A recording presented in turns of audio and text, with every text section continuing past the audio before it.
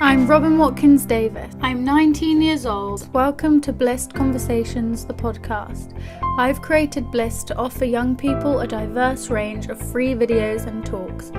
We are young people sharing inspiration and tools for greater happiness, success, and health. This is the first ever Blissed podcast, and we are in Houston, London. I'm at the Instill conference speaking with Gabe, Annalisa and Flo to an audience of 100 people on our experience with social media, teen life and how we manage our mental health. I think it's going to be helpful for you guys if I just quickly set the scene of where the live podcast is. So we're at the conference. Charlotta's going to introduce us, who is the founder of the conference and Teen Yoga Foundation. And then mainly in the audience are yoga instructors, teachers, doctors.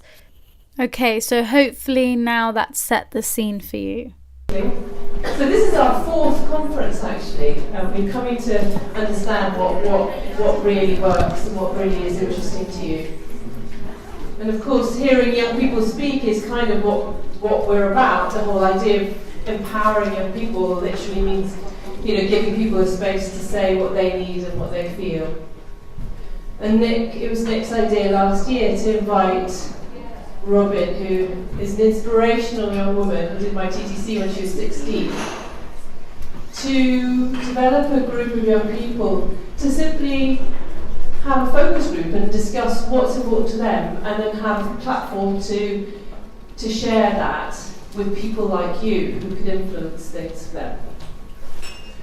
And so it's a group of young people that changes all the time, depending on what they're doing in their lives, because it's the nature of being young that we come and we go and we move. And so this year we have Flo, Robin, Anna and Gabe, and they're going to introduce themselves and their topic. So maybe a round of applause for the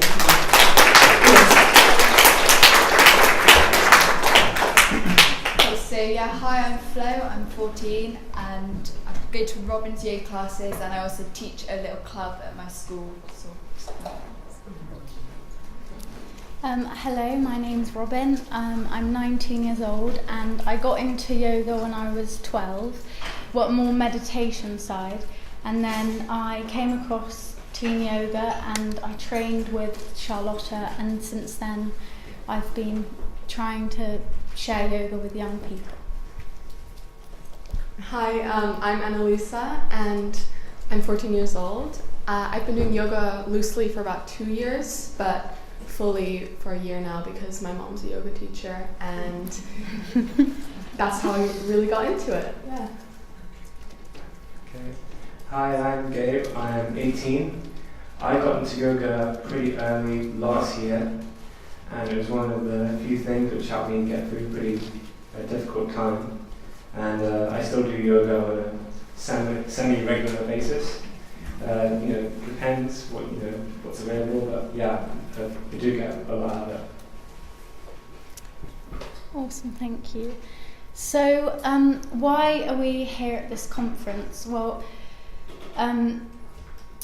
Charlotta mentioned this a little bit, that Nick invited us last year, and that's how this idea of this group kind of started, and we were formerly called Team Bliss, and then we thought that was a bit cringy actually to be called Team, so we just changed it to Blissed, because the reason was we wanted to educate our peers and share these inspirational tools, not just on yoga and meditation, but all on yoga and meditation, but taking the deeper root of it, so it's not just the physical, it's all of the philosophy and the mental side that we've really found helpful, and we're going to do videos and podcasts sharing these tools with young people. So that's why we're at this conference.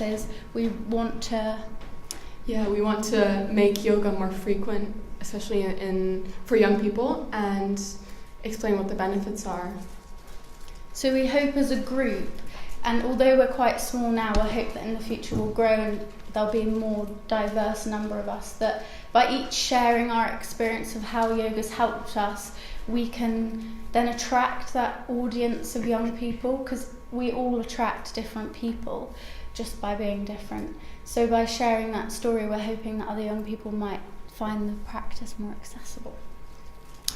So we're going to start off talking about social media and how it's affected all of us, because we feel like that's the main difference between our generation and yours, although you all use it now, but not whilst you were growing up. And then we're going to end that with how we find yoga and yoga teachers most inspiring, so kind of like our favourite bits out of yoga or a teacher. Okay. Yeah, so I'm going to talk about the how social media, the perspective and how you personally see social media. So like nowadays, you get on it instantly, right? And you subconsciously feel pressured to live up to the standard that is showed on social media, because I don't know if you've noticed, but everything, or most of the things you see on social media are people on holiday, people having fantastic snapshots of their lives that you're exposed to, that you're scrolling through, and consequently, without realizing, the Instagram community is packed with amazing posts from holidays, and essentially that creates a ripple effect, because if people only see the best, they only want to post the best. So that could actually have a negative effect, because I often feel, probably a lot of people can relate to this, that I've often experienced, let's say I've had a bad day at school, or had an argument, and then I come home, scroll through Instagram, and all I see is just perfect, amazing pictures of people on holiday on beaches, and then I'm like comparing my overall bad day, to this one snapshot of a perfect life, which isn't a real representation of what a day is like, of course. So we must bear in mind that everyone goes through rocky patches that aren't necessarily documented on social media. So we need to remember that we shouldn't compare our overall day to one picture on the internet. And it's really important to keep that in mind and not to be swallowed by all of these constant amazing pictures on social media. Yeah. And Flo, earlier you were saying about Snapchat, which is different to Instagram, but there's a different thing happening I just noticed how it's kind of the opposite. So on Snapchat, people only seem to post about the fact they've had a bad day, or the fact that they're not feeling very well. It is just quite odd for me, because that's like the only platform I have. So I'm not really sure what the difference is, but I think it accentuates either the good or the bad. Like I think it really magnifies things. Yeah, like an example of what they kind of post if you don't have Snapchat is it will be sent to everyone on their contacts, and it will be like, oh, so bored right now, someone pop up, someone message me, or it's like, oh, everything's rubbish, and it's just one-liners, and it's almost like the trend is to be negative. To be down, to be negative. But on Instagram it's complete opposite, and it's like you have to be perfect and bad. Yeah. It's quite interesting to see kind of the different platforms and what they kind of show, and you don't really notice unless you're actually in it and you think about it, because why would two different social medias be so different, And Flo, do you want to talk now about body image? Yeah, so the aspect of social media I want to talk about is body image, because it's something that I've been affected by, and I know loads of my friends feel really self-conscious and things. So I just wanted to talk about that in relation to social media. So first you've got to kind of think about the images you see when you go on social media, because following on from this, people only post when they're having a good day, and they've got their makeup perfect and whatever. So you've got to think about and then all the advertising you see. So you see stars on holiday, and you see people advertising perfumes and things, and the only body you really see is sort of a toned, skinny, bronzed body. You just see it over and over again. So I know my kind of friends, my generation, feel that's like the normal body. That is what we've been conditioned to think of as like a perfect body and the ideal. And this sort of illusion of a perfect body type leads to a culture of body shaming. So I know a lot of people find it really hard to post online because they're really scared of what people are going to say and what people think. And I think just the insecurities about appearance are magnified by the anonymity of the screen. But I think it's really like ramped up a bit by all the Photoshop images we've like become accustomed to, because all so like all the images we see, we compare ourselves to. So when you're looking at, say, you know, you're going to buy some new leggings, you see like really muscly, like toned modelling them. You don't see just like, that's not what you might look like in it. And it's just comparative, really, like makes you feel negative. Then I also found when I was like asking my friends and researching that there's so much body positivity that's promoted on social media. Because although it increases your exposure to like the perfect body, but it also exposes you to so many other types of bodies. So like people of different shapes and sizes and colours, people with different backgrounds, maybe like people with scars and birthmarks, disabilities, and like people that in my everyday life I probably wouldn't see. But social media exposes you to so many other types of bodies. And especially if there's no one around you that looks like you, if you see them online, it's really empowering. It's just this unique opportunity that social media has allowed.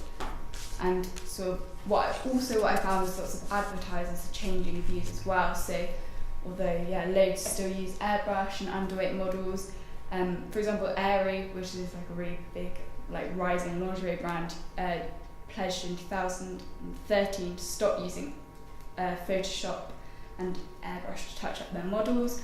And so Missguided has been doing this really big campaign called Keep On Being You and In Your Own Skin, which is using models of different sizes with birthmarks and scars.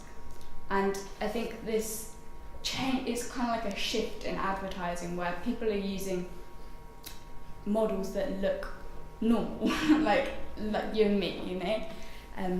So I just wanted to point out how I think from my perspective, I think it's how you approach social media that means it impacts you positively or negatively. So if you go in feeling body positive and you see someone and you, instead of thinking that they look better than you, you just think, you know, they're having a fun time on the beach in a bikini or whatever. Or if you go in feeling negatively, you immediately compare yourself and you feel bad and you think you want to look like them. And I just wanted to relate because for me, yoga has really helped me to feel more body positive, which means I just don't really see the negative sides of the images and things. It's not really black and white, is it? It's like a scale. It's very hard to say, and this is a stereotype as well. I'm not saying you all do this, but I have heard a lot of adults and parents be like, they get so worried about social media. They're like, oh, it's so hard for young people. They have social media.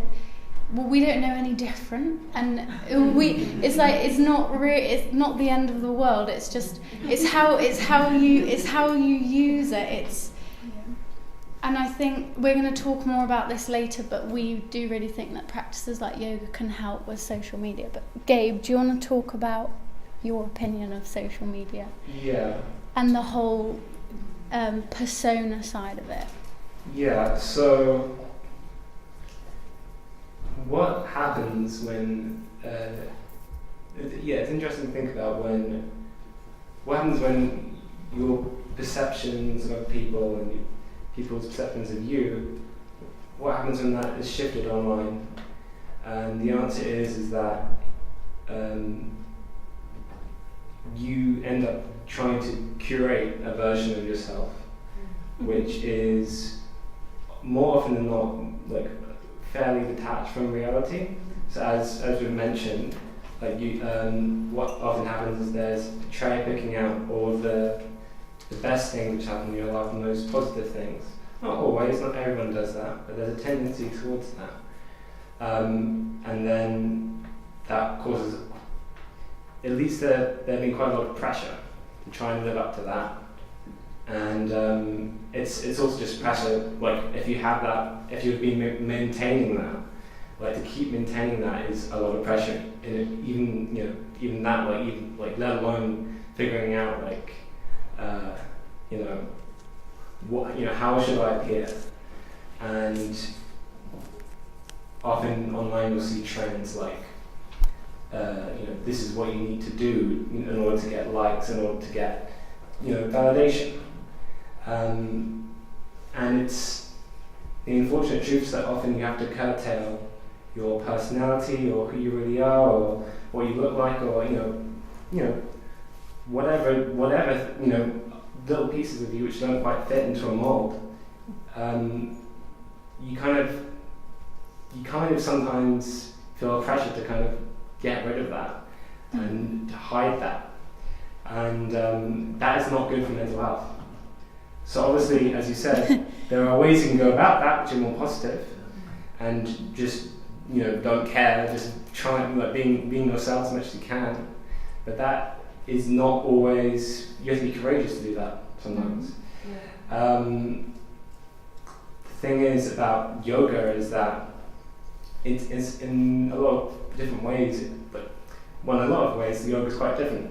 It's like the opposite in a lot of ways, because when you're doing yoga, it's about recentering yourself in the present, being in your own mind, not trying to think of some abstract version of yourself online. It doesn't matter. It's about how you.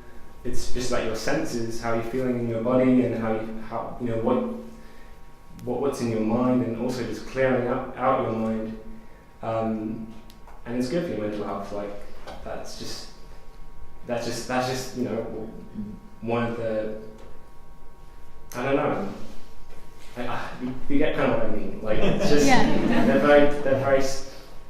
they're kind of diametrically opposed in some ways. Yeah. They balance each other. Yeah. So it's not to say that yoga is the only way to kind of, or necessarily the best in every situation to deal with, mental health and social media and all of that. But it's one way people can get some time out and not have to worry about that and just be by themselves and in their body and in their mind, and not have to worry about the online self.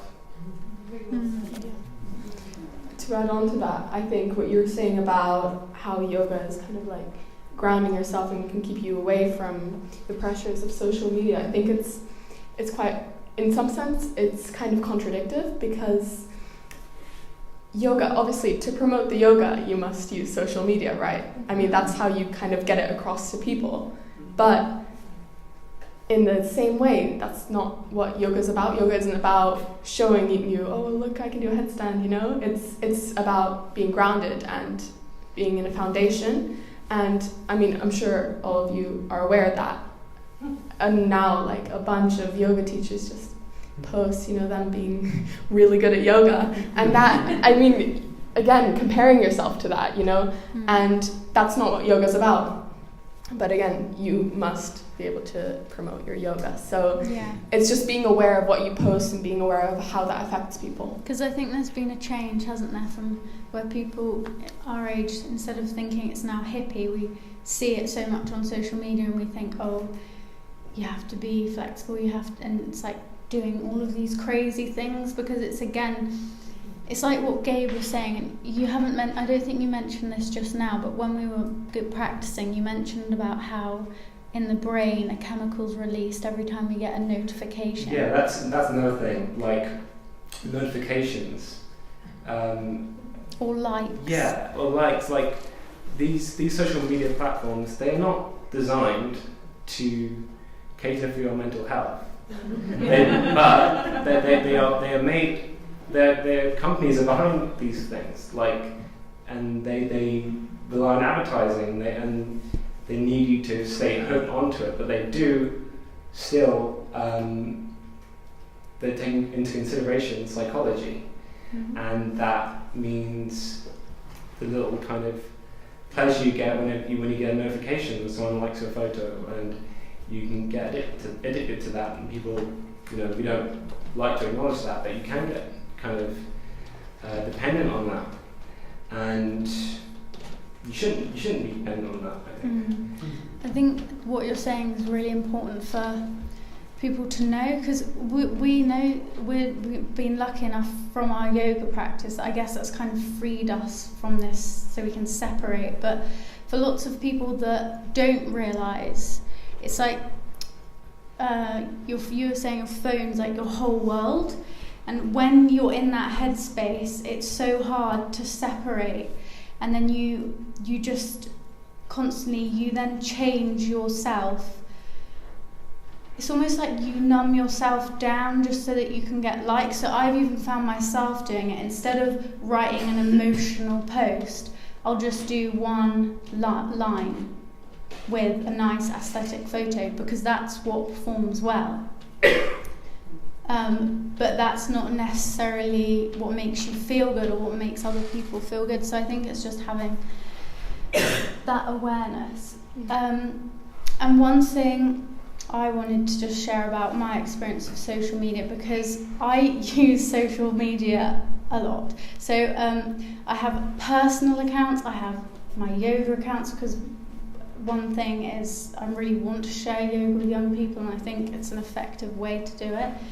And I also have jobs on social media, but I've really noticed, I've observed, done a bit of an experiment when I use my personal social media, and it makes me feel so much worse than when I'm using it in a professional way.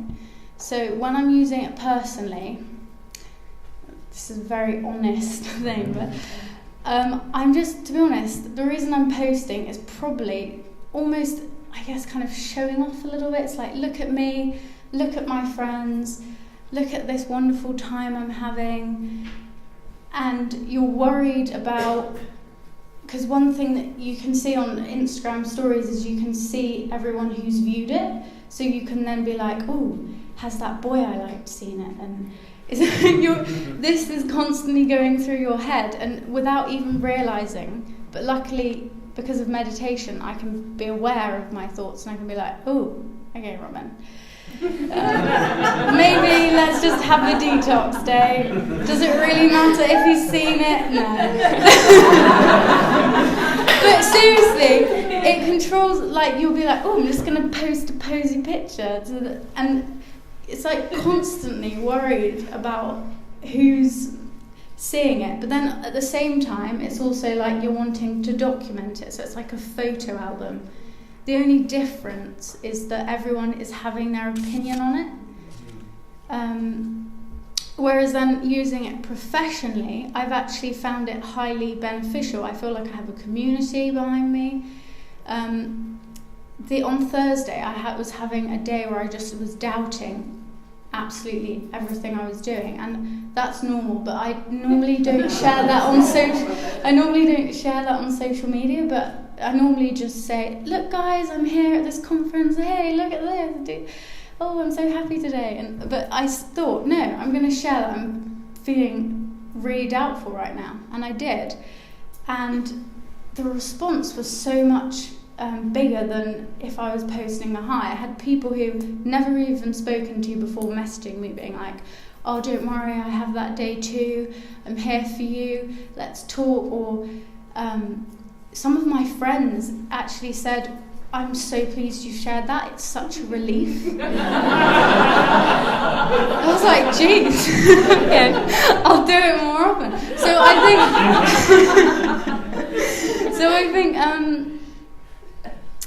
I think that's really, we've all kind of come to that conclusion that it's not good or bad, but that we're so grateful for yoga and meditation, and really to like know how valuable what you're doing, because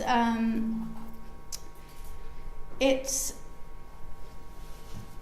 just connecting yourself to something that's really real when this is such a virtual thing. and it's incredibly anchoring. And I think if you have that tool, then the highs and the lows of social media can be managed. It's when that's your whole world. I can't really imagine how that must feel. It must be horrible, but Yeah, and we were also saying about like I have two. the right. I mean, social media. It's the potential of it, and it's how you want to use it. You know, you can use it in the most beneficial ways, as if that that lifts you up. People encouraging you, people saying that they can relate to that. That's so beneficial for yourself. But obviously, there are other sides of that. So it has so much potential, but we need to be able to use that in the right direction. Yeah, maybe, I don't know, if they can like tell, I think maybe they need to update the curriculum and include... Yeah, I was just going to say, like, it related to what I was saying earlier, like, it depends on who you follow. Because if you're following people who are, posting really positive things and posting when they have a bad day, then that's gonna make you feel better about yourself. But if you're following people who only post about their great days and their expensive new clothes or whatever, that's gonna negatively impact you. And it just kind of depends on the attitude you go into it with, I think. Yeah. Should we? There's another member of the team. Well, there's actually quite a few more members, but they couldn't come here. But one of the ladies or girls, Rebecca, she's in Paris. She's studying at uni there, and she's really wanted to be here, but she couldn't. So we've got a little video. It's very short.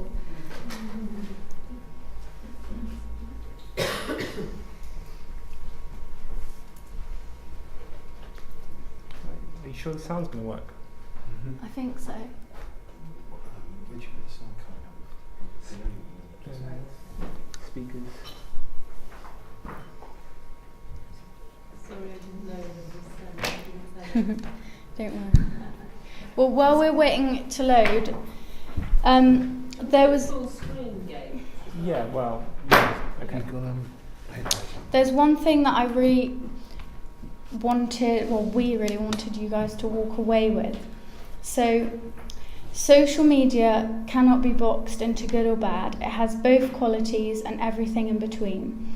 But we think practices like yoga and meditation can really help people make the most out of these tools, giving them awareness of how their body and mind are working and feeling. Awareness of the constant mind chatter helps us make choices of how we want to use social media. Without that awareness, you do feel more anxious and you feel like you have no control of how you're feeling and how other people are thinking about you. And you just become really wrapped up in it. But having awareness and being able to observe your thoughts and your behaviour enables you to step out of it, and it gives you freedom, and it makes you feel independent. Okay, now to Rebecca. Try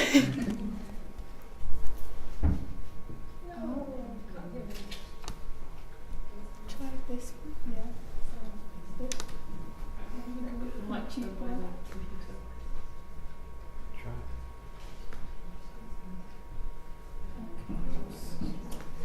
Ed, what we could do is just put the microphone by the computer, but it's really short. Oh yeah. Yeah, okay. Okay, So I can try that. you then need to pull the thing Where out. does the sound come from? Well, okay, so it will work now, Just yeah? play it again, so it should come out from... My name is Rebecca, and I'm part of the team list. Can you hear it? So personally, Wait, maybe put it to the side Where of does the the sound computer. Is it? Yeah, I think so. Mystery. Trying to boost the volume more. Let's look. It's on full volume, is it? Well, Okay, just give it a go. Well, just give it a try. From where? From here? I don't know. Just play. Where the door is. So like, I think it's actually at the bottom. Is it? Yeah. Put it there. Yeah. It's at the. Yeah. Yeah. Okay. Play. Let's see if this works. my name is Rebecca, and I'm part of the team list. I'm 19 years old. So personally, I find that social media is an incredible platform for connection. I met Robin through Instagram, and I have not looked back. It has been incredible. and to just connect with like-minded people through Instagram. On the other hand, though, Instagram, social media in general, has a very negative way of showing body image.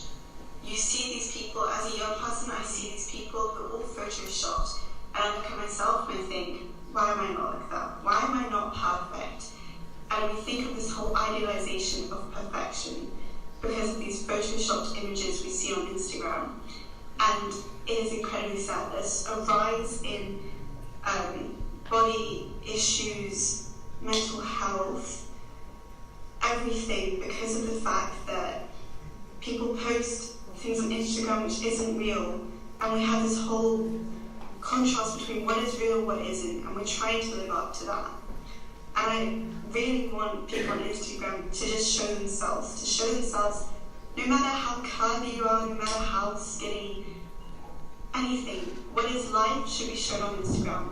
We shouldn't show snapshots and say that is what our life is, because we're then not showing the rest of our lives, which is when we're feeling sad, when we're feeling anxious, when we're having a panic attack. We don't share that. We share all the happy moments in our lives, which I think is wrong. And I quickly wanted to move on and talk about my ideal yoga teacher. So my ideal yoga teacher is someone who looks out for me, knows how to correct me, and is someone who understands what it's like to be a teenager in today's society, that there are pressures. There'll be times when I might be crying in class, or I might be having a panic attack in class. Just to understand that and understand those feelings, that not every day will I walk into the yoga class and be like, hooray, today's yoga. There will be days where I might be crying because of the pressure, not just of social media, just pressure in general, which we feel in today's society being a teenager. And my ideal yoga teacher is also someone who's very compassionate and kind, and will help me adjust in any yoga pose and know that I'm hyperflexible, or know that I have a problem, and will help adjust to that. Yeah, so thank you very much for listening to me, and I'm sorry I couldn't be there, but I'm currently studying in Paris.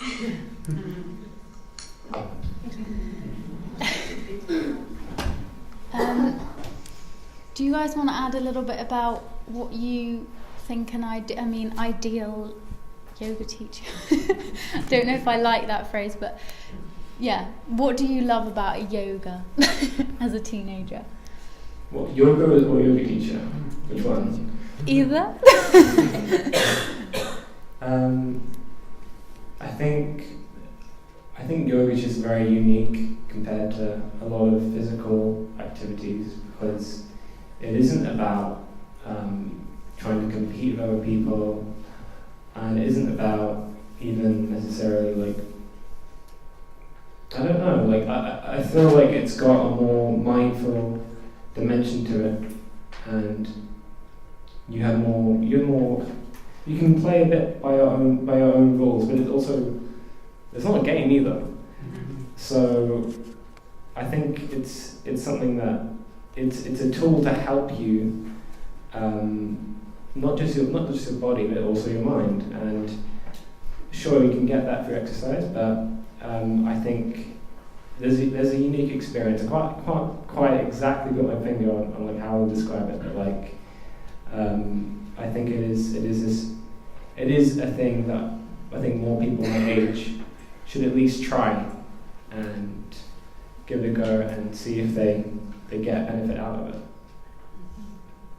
Yeah, my ideal yoga teacher works. I think I really appreciate a genuine tone, so like something charismatic, genuine, just genuine. And of course, it's teaching teens is kind of different to teaching kids, I would imagine, because kids are more hyperactive and maybe louder and maybe run around. Teens don't really do that, I don't think.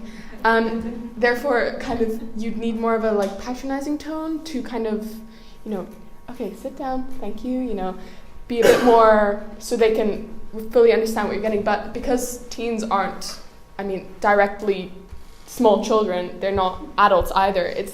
There's kind of like a bridge between that. So I think I appreciate when like a teacher would just be speaking in a genuine tone and as if we were young adults. Do you want to go next to it? Yeah, so I think it's really important to make classes really fun, but not in a patronising way. So you just really like take on board. So if the class comes in and we're like tired, then do something a bit more chill, or if just take on board what the class is feeling really, and like be relatable and just be genuine, I suppose, is the biggest thing really. Yeah. We were saying earlier how with social media, what we've said with the good and bad, that one thing is, as a teenager anyway, you're still kind of discovering who you are and you're confused about that. And then on social media, it's kind of, that's really even more reinforced. So if you can just be authentic, like Diane was saying about this in her workshop earlier, and that's like really the word, just be yourselves. Because if you can just show up and just be yourself, as that is such an amazing role model for us, and you'll just give off that vibe, and that's just very soothing.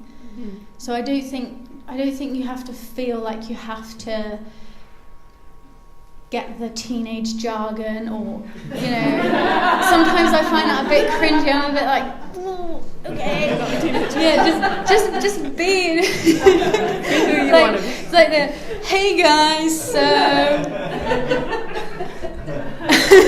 because we don't behave like that,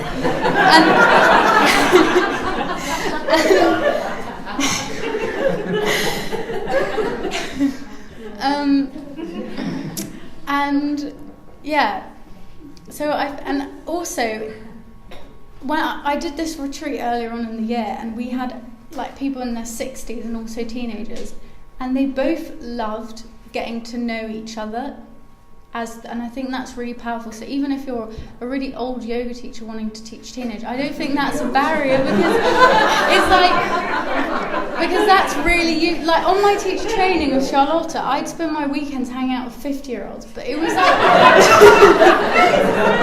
but it was so useful. Like it was so, yeah.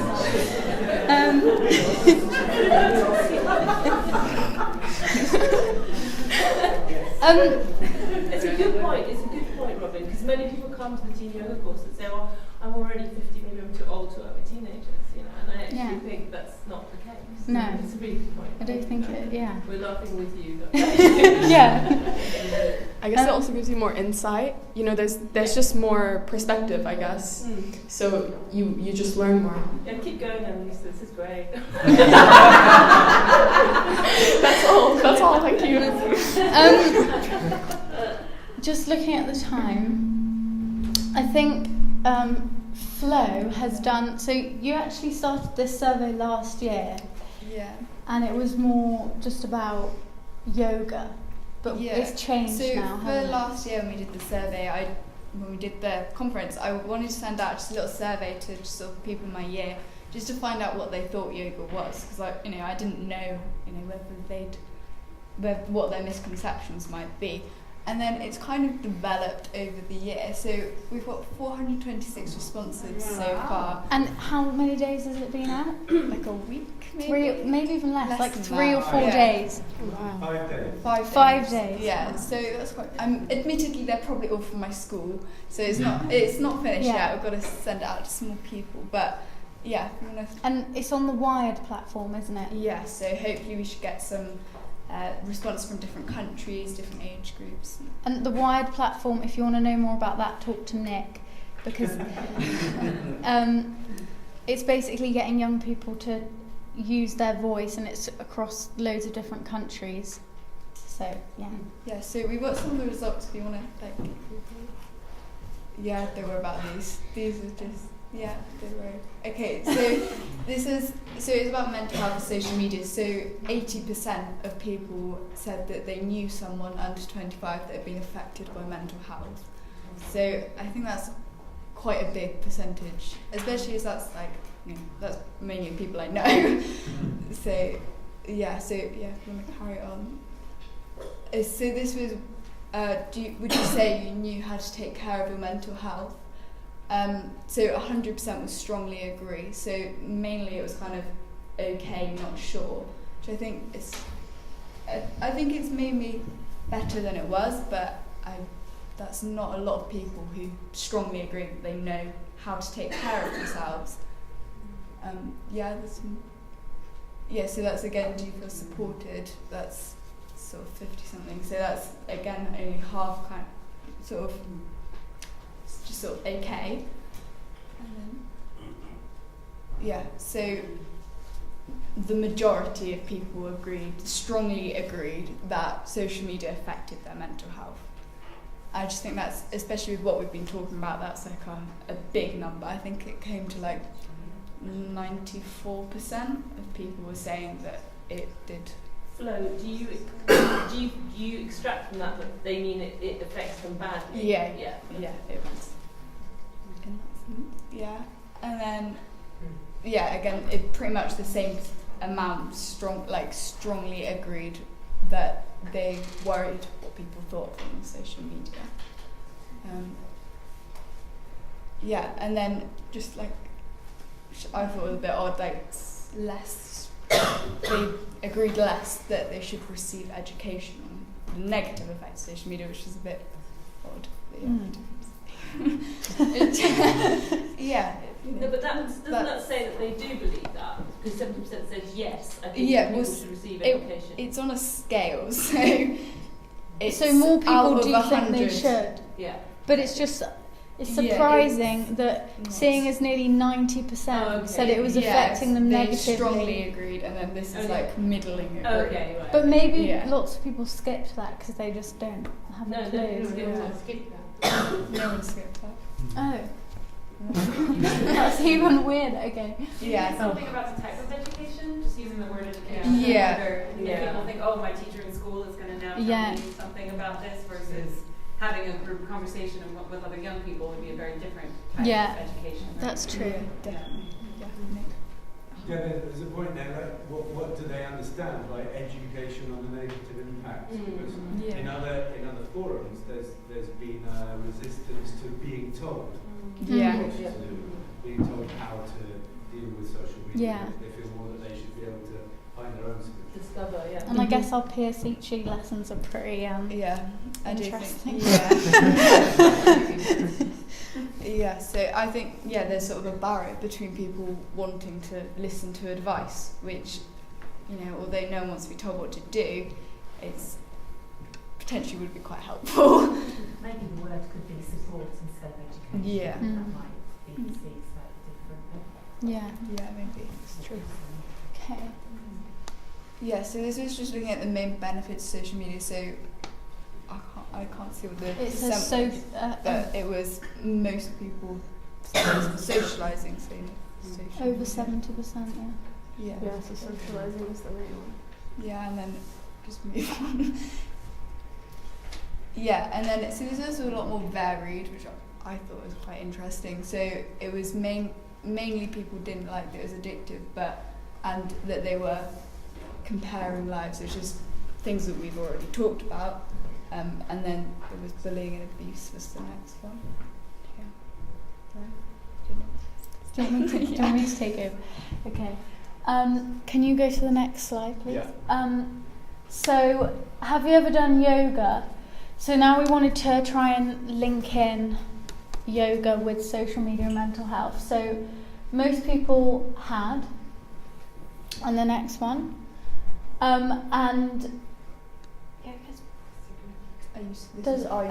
Is this surprise? So what we were asking was, yoga has been shown to help people with their mental health. Does this surprise you? So the scale was 0 was not at all, and 100 was completely. I think yes.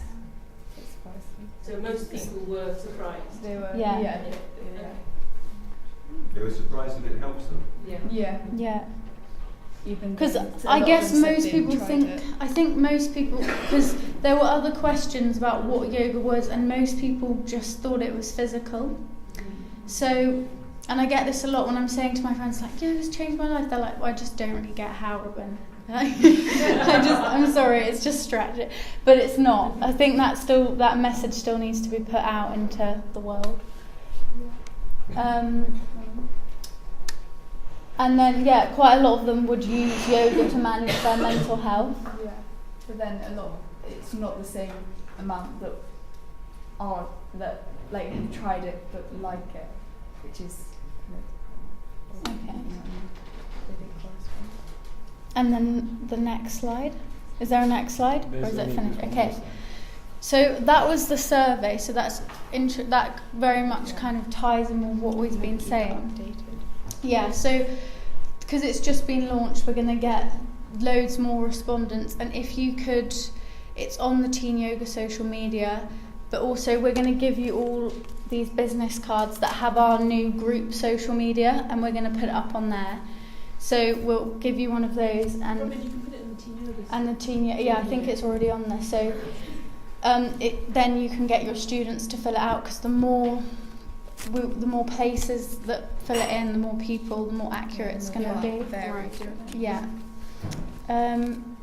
And just as you were saying your survey there, one thing I wanted to say as well about teaching yoga to young people, I've noticed, is with the whole social media thing, it has changed our culture, and I think people don't really want to be different. This is stereotyping, but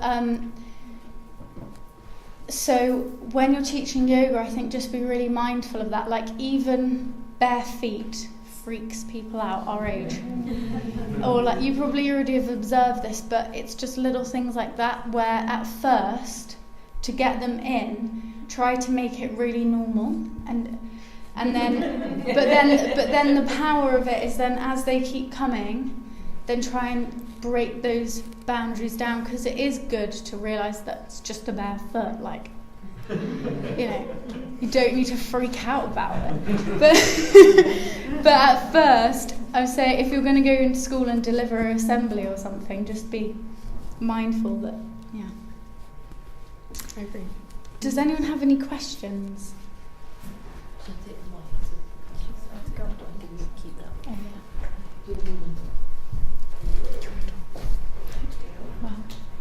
Thanks guys, that was amazing. Really inspired by all four of you. I have a question. So a friend of mine the other day said exactly what you just said about not really understanding how yoga has she just doesn't get it. She's like, I would do yoga, but I just don't get how it changes people's lives. And I'm sitting there and I'm like, are we friends? Like, I've known her for about a year and a half, but I'm like, does nothing that I ever talk about get through you? Like, I thought, I don't know, it was just really interesting. I don't do social media, to my detriment probably, but I'm curious about how do you tell that story? Do you tell that story, how yoga changed your life on social media? Because to me, it's actually really personal and kind of a difficult story to tell. And I'm not really sure how to share that, because I want to get it across to people that this is a really powerful practice, and I'm not just showing up somewhere kind of, preaching stuff that doesn't actually mean something to me. I mean, it really did change my life. So I'm just curious if you have any thoughts on that.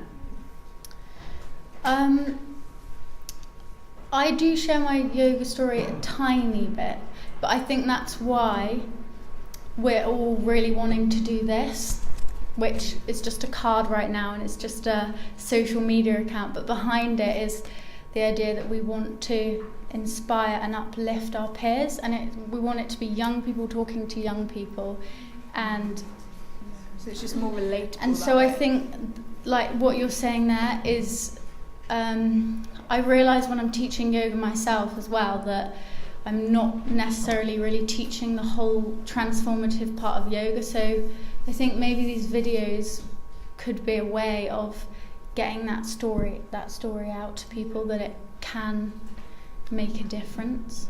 Yeah, I think being able to inform people about it, that's the only way to make them relate to it. Like, for example, with my friends, I tell them, I mean, I've kind of gotten them into yoga a little bit, but before that, I told them about it. They're like, yoga. I'm like, yeah, yoga.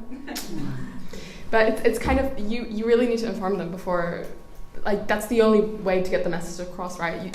You can't expect them to know immediately. Yeah. Annalise, could you just elaborate a little bit on what I'm going to ask you? Like the aspect of yoga that fascinates you the most, because that really surprised me.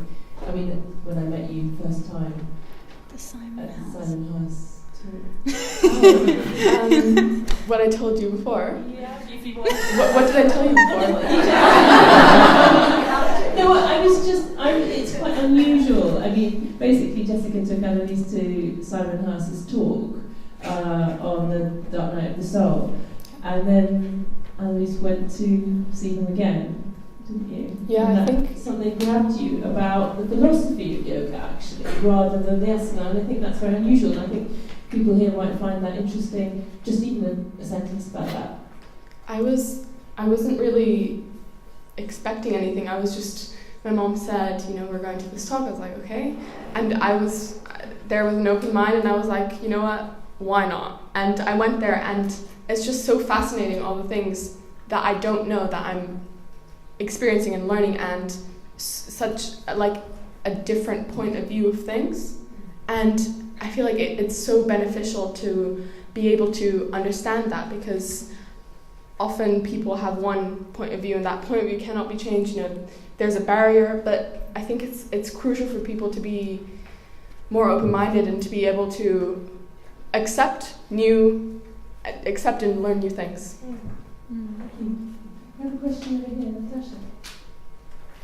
Hi. You were talking about having a podcast. Are you launching it anytime soon? Will you launch it on your social media? Yeah. So these cards that we're all going to come and hand round in about 5 minutes, they've got our email, it's all group, and it's got our Instagram and Twitter and Facebook. And so if you don't have social media, then email us. If you do, what we're suggesting is that you follow us, and then we will keep you updated, because we've put a couple of posts on there, but obviously we've just started, and we want to take our time with the content. We don't just want it, we want it to be quality over quantity, not just like bombarding people, but we want people to actually look at it and be like, okay, yes, this is something I can take away. So everything's going to go on there, and we're recording this as well, so I think that will be our first podcast, and we'll put that up. So yeah, and if you could as well with these business cards, if you don't want one yourself, or if you've used it, if you could pass it on to your students or pin it up somewhere or leave it at the doctor's, like that would be amazing, because one thing we all really care about is the environment as well. So this tree has died. We don't want to waste it. We don't want to waste it. Yeah. We have another question from Monique. Hi guys. Hello.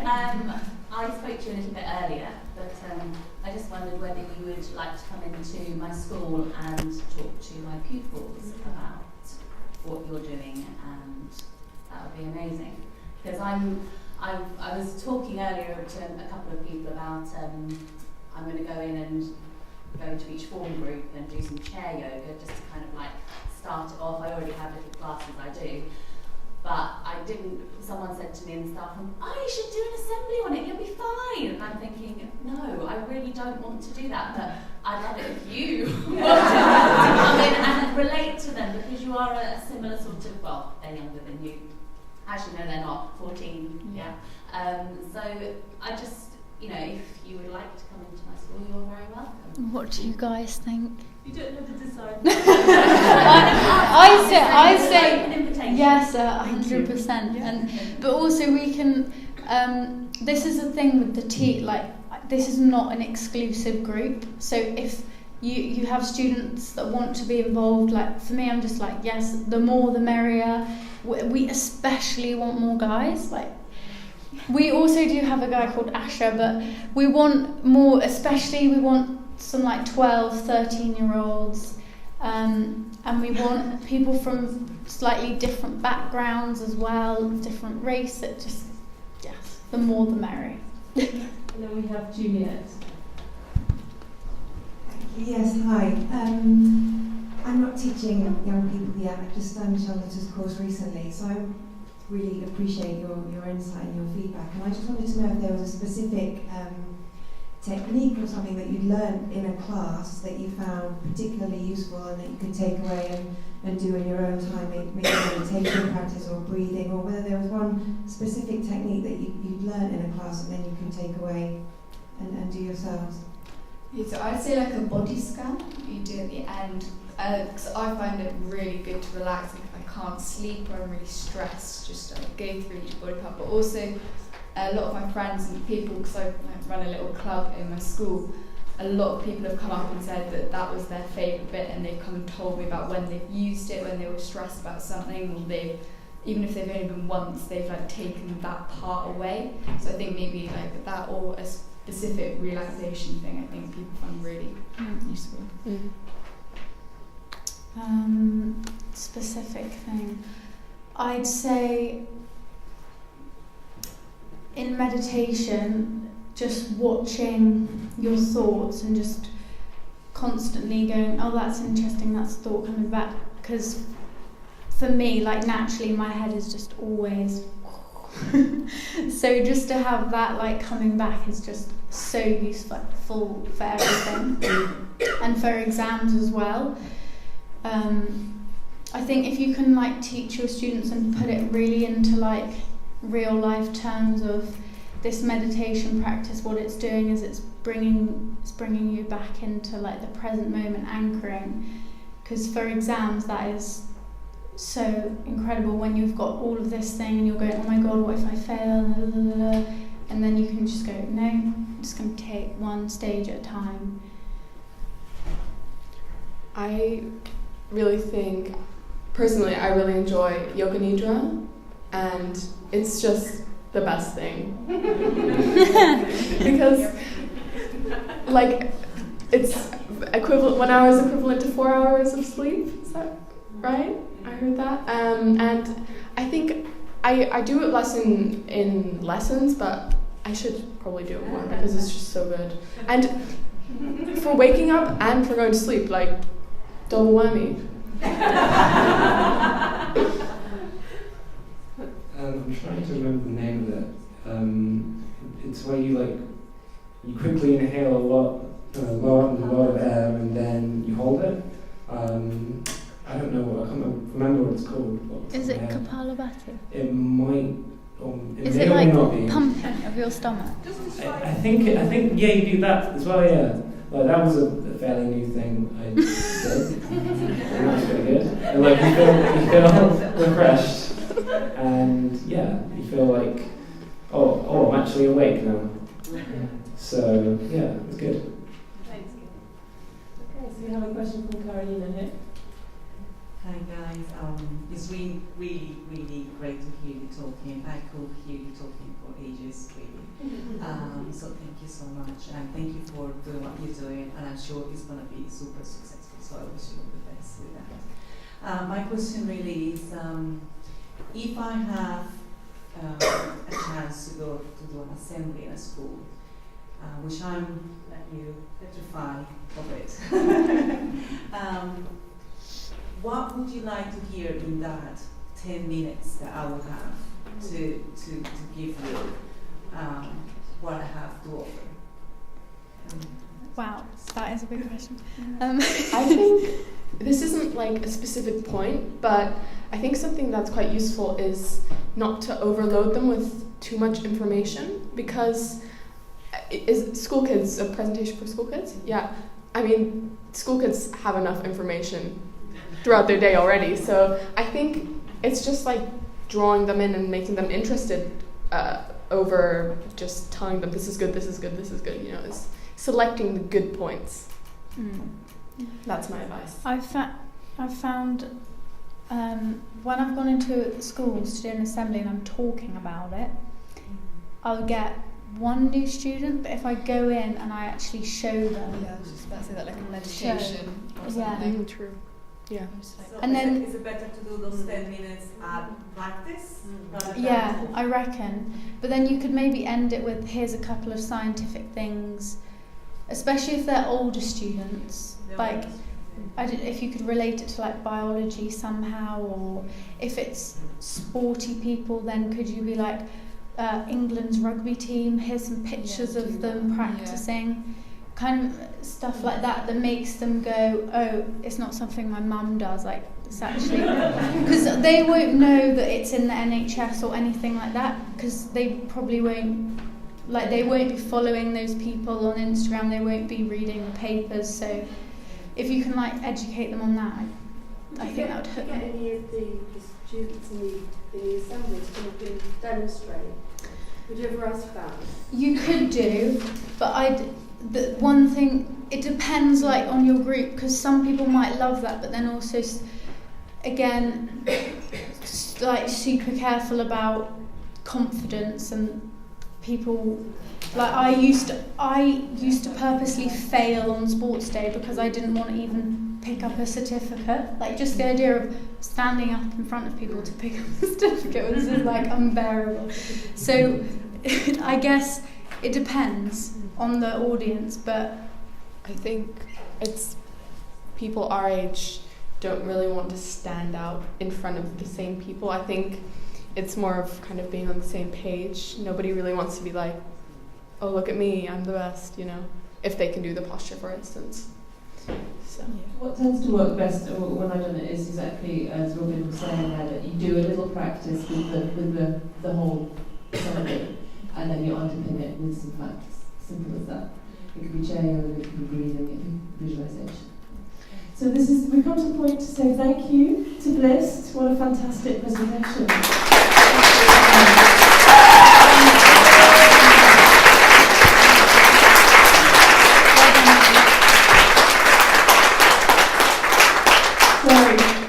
There's a real hope for our future when we have young people who are so eloquent, so aware, and so driven to lift up their peers in this way. And I find it really, really inspiring to work with young people, which is why I do what I do. I think I have so much to thank you for you guys for like putting. It's like such a current thing now. It's accessible for us, so and for giving us the opportunity as well. Yeah. Thank you so much.